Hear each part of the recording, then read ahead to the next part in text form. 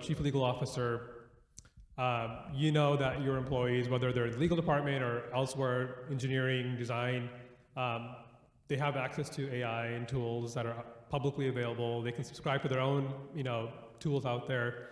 How do you think about that, in your role in terms of, how do you regulate the use or misuse of AI, first at the workplace, but then what stops somebody from going home and turning on their laptop and doing something, even if you have regulations or policies against it? So how are you thinking about those issues? And I know these are all, in many cases, new issues, so you may not have the answer, but I'd love to sort of hear about how you're thinking about that.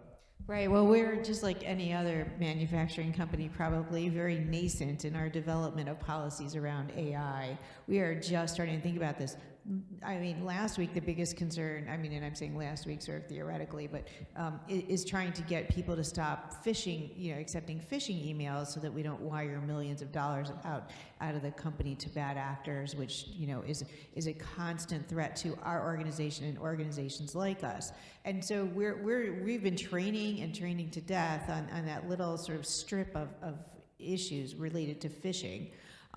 So we know that that it's the human fallibility that is going to make it difficult for us, and we definitely have to develop policies around this.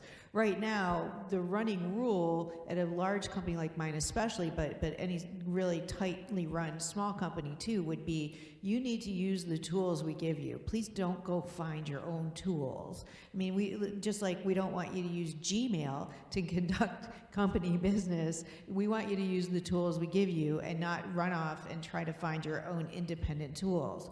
If you think there's a tool that's great, let's discuss it, let's share it, let's figure out if it makes sense to the organization. But our job, policy-wise, is probably going to be focused on sticking with the tools that are given to you and training people to understand how important it is from a security perspective. We just recently hired a CISO, a Chief Information Security Officer. I'm well familiar with that because I did do a little delve at one point into the banking industry, so very familiar with CISOs because they've been around a long time in banking. But that person is hopefully going to lead the charge for us to develop policies around this. But let's face it, there's no policy that makes any difference. If a policy falls in the forest and nobody hears it, it means nothing. So those policies are going to have to be coupled with constant reminders and training.